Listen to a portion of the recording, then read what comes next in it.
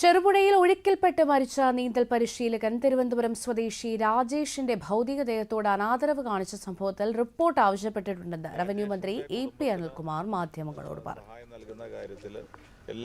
ഏതെല്ലാം രീതിയിൽ അവർ സഹായിക്കാൻ കഴിയുമോ ആ രീതിയിലൊക്കെ ഗവൺമെന്റ് സഹായിക്കും. അവർക്ക് പല പ്രയാസവും അവരെ ഒരു വരുമാന മാർഗം എന്ന് പറയുന്നത് ആ കുടുംബത്തിൻ്റെ ഏക വരുമാന മാർഗം എന്ന് പറയാവുന്നത് രാജേഷായിരുന്നു. മറ്റുള്ളവരുടെ ജീവൻ നഷ്ടപ്പെടുന്നത് കാണുമ്പോൾ അവരെ രക്ഷപ്പെടുത്താനുള്ള ശ്രമത്തിനിടയിലാണ് രാജേഷിൻ്റെ ജീവൻ നഷ്ടപ്പെട്ടത്. ആ ഒരു സാഹചര്യത്തിൽ അദ്ദേഹത്തിൻ്റെ കുടുംബത്തിന് ഏതെല്ലാം രീതിയിൽ ഗവൺമെൻറ് സഹായിക്കാൻ കഴിയുമോ അതൊക്കെ ഗവൺമെൻറ് സഹായിക്കും. പിന്നെ ഇന്നിപ്പോൾ നിങ്ങൾ പറയുന്ന ഈ ആക്ഷേപവുമായി ബന്ധപ്പെട്ട് ഇന്നലെ തന്നെ അതിന് വിവരം ലഭിച്ചിരുന്നു.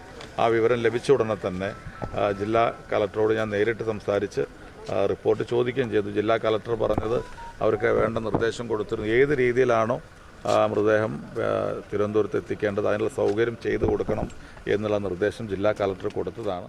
പിന്നെ എന്ത് സംഭവിച്ചു എന്നുള്ള കാര്യം സംഭവം വിവാദമായതോടെ വീഴ്ച വരുത്തിയ ഉദ്യോഗസ്ഥർക്കെതിരെ കർശന നടപടി ഉണ്ടാകുമെന്ന് കളക്ടർ പി വിഷ്ണുരാജും അറിയിച്ചിട്ടുണ്ട്.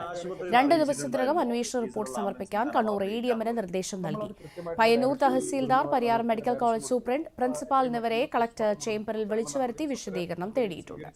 മൃതദേഹം ബന്ധുക്കൾക്ക് കൈമാറുന്നതിനുള്ള നിർദ്ദേശം കൊടുത്തിരുന്നു. അവിടെ സംഭവിച്ച കാര്യത്തിനെ കുറിച്ച് കൃത്യമായിട്ടുള്ള റിപ്പോർട്ട് എനിക്ക് വരുന്നതാണ്.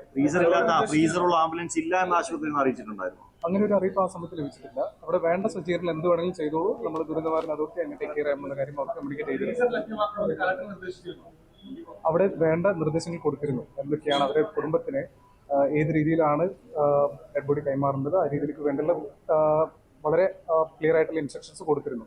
ആ ഇൻസ്ട്രക്ഷൻസ് അവിടെ പാലിച്ചിട്ടുണ്ടോ എന്നുള്ള കാര്യം, എന്തുകൊണ്ട് പാലിക്കാൻ പറ്റിയിട്ടില്ല എന്നുള്ള കാര്യം പരിശോധിച്ചിട്ടുണ്ട്. കണ്ണൂർ ചെറുപുഴ മീൻതുള്ളി വെള്ളച്ചാട്ടത്തിൽ അകപ്പെട്ടയാളെ രക്ഷിക്കുന്നതിനിടെയായിരുന്നു ഒഴുക്കിൽപ്പെട്ട് രാജേഷ് മരിച്ചത്.